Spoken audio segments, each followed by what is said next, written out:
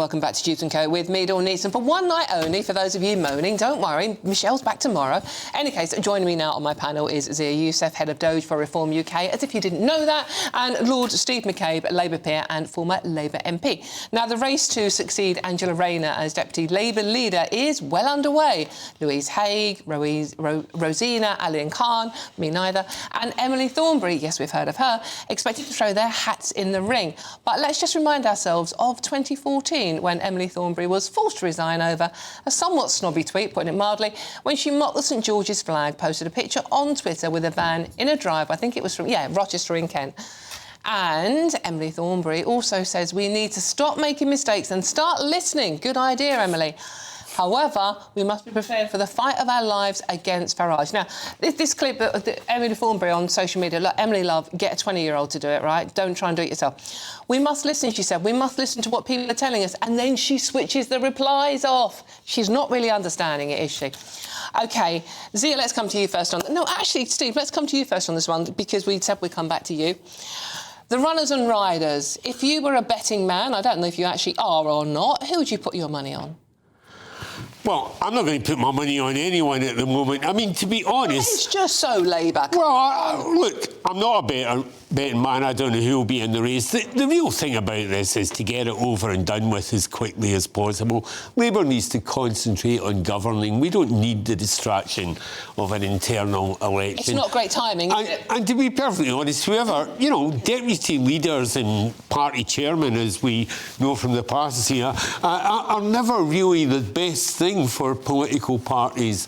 There's just a pressure and distraction on the leader. So I'm not really that interested. I'd like to see it done and dusted as soon as possible. As far as the idea of having another London MP as the deputy leader, I'm not sure the rest of the Labour Party would think that was the best thing in the world. But, to be perfectly honest, I don't really care. If it was down to me, I'd abolish the post altogether. I think it is a complete and utter waste of time and a distraction. And I am much more interested that we concentrate on the things that we should be doing. The things that, Zia was poo-pooing a moment ago. He thinks that trying to do any deal with the French is a bad idea. How he thinks he's going to negotiate any improvement in the situation without doing a deal is beyond me. So I want to concentrate... ...with a British taxpayer. Yes, you said you wanted to demand more money back and you wanted to abandon the deal. I heard what you said. I want to concentrate on Labour governing, and I want to concentrate on Labour being able to make those who pretend they want to govern to stand up and explain their policies. The deputy leadership is an irrelevance for me. OK. Zia? Well, yeah, firstly, let's set the record straight. What I said was the British taxpayer has been asked to foot 400 million quid because we have gutless, witless politicians. First, remember, it was the Tories, actually, who absolutely, yeah. No, I mean, neither of the main parties, in inverted commas, have covered themselves in glory. 100%. And then Labour have continued it. There's 400 million quid of British taxpayers' money has been handed to the French government to do what? To take the mick out of us, to not only send more illegal migrants here than ever from France, but also take pictures of it. It's a disgrace. But I want to say this too. I actually want to give a little bit of credit to Thornberry, because she actually said something quite insightful there. And I say this advisedly. I know you're recoiling. She said, we're in the fight of our lives against Farage. And that's a very interesting phrase. Fight of our lives. What does she mean? I'll tell you what she means. She is clearly aware that Labour is facing potential electoral oblivion. Not just like potentially losing an election, but being defunct, out of business, extinct, like the Tories. And the reason for that is they've completely betrayed everybody, a vast majority of people who voted for them.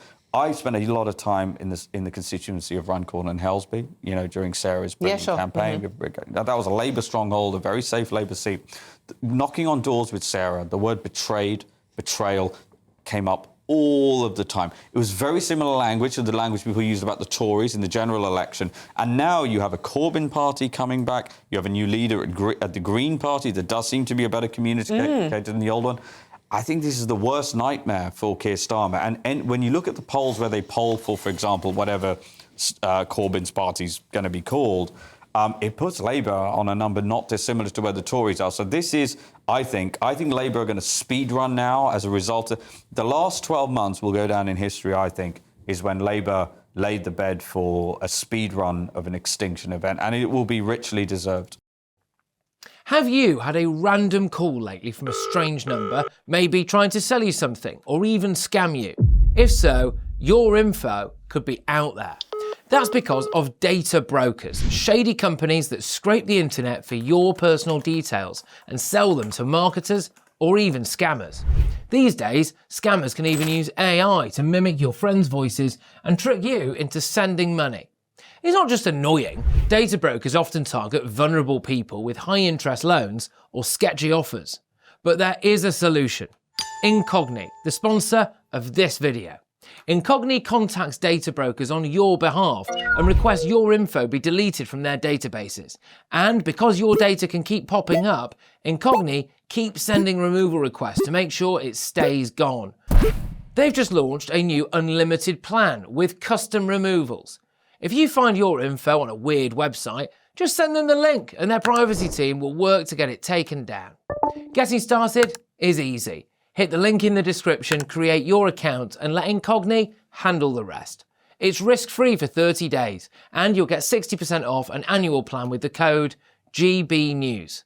Take back control of your data with Incogni.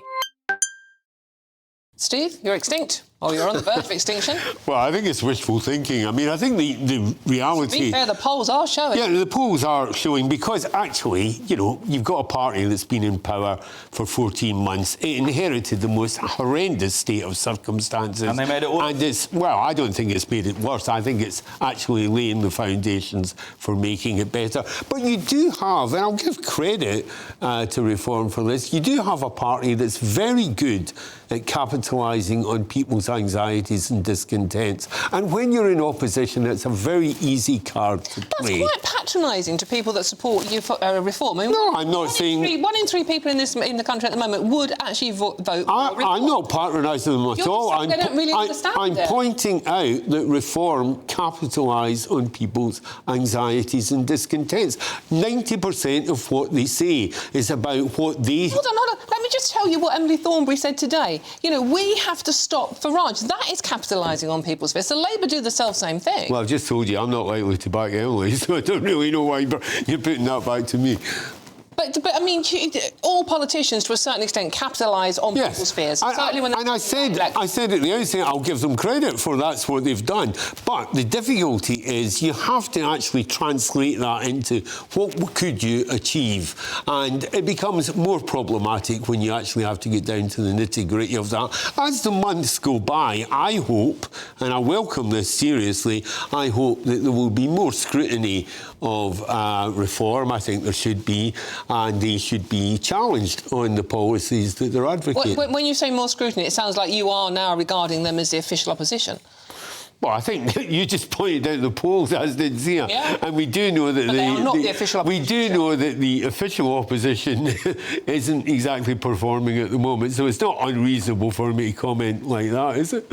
So is Emily Thornberry right that you have got to do everything in your power to stop Nigel Farage and Reform, rather than everything in your power to run the country? No, I think we should do everything in our power to make sure we are at the centre of British politics and that we adopt a centrist position in British politics and we do our level best to put right the things that are people's discontents and their anxieties. And I believe that's what this government is working towards. OK, Zia? Well, it's always funny when people say things like centrist. What does centrist mean? Well, I'll tell you what it might mean is mass deportations. Operation Restoring Justice, we announced that a couple of weeks ago. We reiterated at our conference over the weekend where we said, yeah, we're going to deport every single illegal migrant in the country. We're going to leave the ECHL. Not just that, though. We're going to disapply all of these other international treaties that frustrate and prevent deportations. We're going to repeal the Human Rights Act. By the way, I could have stopped after 2 seconds of that. And already that's something that Keir Starmer and his Labour Party would not do. We're coming to that in the next section. And by the way, what I just described is enormously popular. You're talking, this is sort of a 70-30 issue nationally. And after announcing Operation Restoring Justice, we increased about 3-4 points in the polls. So the problem that Labour has is that the parliamentary party will never accept this stuff. Frankly, Keir Starmer is now a lame duck Prime Minister. Very well-sourced stories. And this is probably one of the most catastrophic statements one could say about the UK. Mad Ed Miliband is now unfireable. Apparently, Keir Starmer, well-sourced pieces across the board, said he wanted to remove him from the Energy Secretary job. And Mad Ed Miliband said, no, I want to continue to cause chaos and give Britain the most expensive energy costs in the world because it makes me feel good. And Keir Starmer said, OK. The fact that Mad Ed Miliband is now unfireable is probably the most alarming and catastrophic situation for Britain. Just a quick response, Steve, on Ed Miliband. Well, I'm not going to respond to Zia's fantasy stories. Well sourced. How do you know? How do any of it? Who told you? Who told you? Whose name are you putting to that allegation? No, you're making it up, and we all know that's what you do. You're making it up, and we know that. The Telegraph and the Guardian. No. Give me one name. Give the public one name. OK, well, Hypocrite, the editor of The Guardian tweeted it. OK, talking of hypocrites, let's talk Angela Rayner briefly. She stepped down, breach of ministerial code for tax issues. We know that. That then led to Nigel Farage being accused of hypocrisy over using the same tax evasion as he called out Angela Rayner for. Can I have your response on that one, please, Zia? Well, on what basis is there hypocrisy? Well, I mean, he had to go at Angela for saying she was wrong to not pay the full amount of tax she was going, whereas when he was buying, or his other half was buying a home in Clacton, it was brought in her name rather than his. So this is the Daily Mirror story I'm quoting, but he has been accused of the similar hypocrisy that he accused Angela Rayner of getting away with paying Nigel of all sorts of stuff, almost on a daily basis. But are you alleging wrongdoing from Nigel? No, I'm not alleging wrongdoing by Angela Rayner or Nigel Farage. So you're asking me to justify Nigel not doing something wrong? No, I'm not. I'm saying that he has been accused of the same hypocrisy as he accused Angela Rayner. Angela Rayner, by her own admission, failed to pay the correct amount of tax, made a misrepresentation to HMRC, and the standards, and breached the ministerial code according to the Prime Minister's No, absolutely, no. So none of that is true with Nigel. So there's nothing to respond to. OK. Quick response from you, Steve? Well, I personally think that if you're going to make statements, as Nigel did on Friday, about Labour sleaze, then obviously when there are allegations made about your own tax affairs, they should be scrutinised with the same thoroughness and the same intensity. And the best thing that Nigel could do is publish his tax affairs like all the other party leaders do. It's reasonable to ask, where did the money come from for the house in Clacton? Who bought it? How much stamp duty was paid? How much tax has been avoided on the other earnings? Do you think These are reasonable questions, and they should, of course, just as Zia should, I don't know what in your own background people might want to ask about. There were some allegations made about your former company, weren't there? I think when there are allegations, and particularly when you're saying that the existing government and the people in it aren't good enough, then I think you should be willing to subject yourself to the same degree of scrutiny that you're trying to subject them to. Zia, quick response? So my response, again, is by her own admission, Angela Rayner admitted to not paying enough tax, made misrepresentations to HMRC and the ethics and broke the ministerial code according to Prime Minister's own advisor. Nigel has done none of those things. And by the way, Nigel is one of the most productive people in the country. He works ridiculously hard. I say there's someone who works with him every single day, 7 days a week. He pays a shed load of tax. And if anyone has any doubt about that, go to Companies House and you can look at his companies. He pays an enormous... Yes, but he pays 15%... transparent. He pays 15% less on some of his earnings, doesn't he? Parliament. So this whole No, but he does pay less on some of his earnings, doesn't he? Frankly, in my view, defamatory statements about Nigel.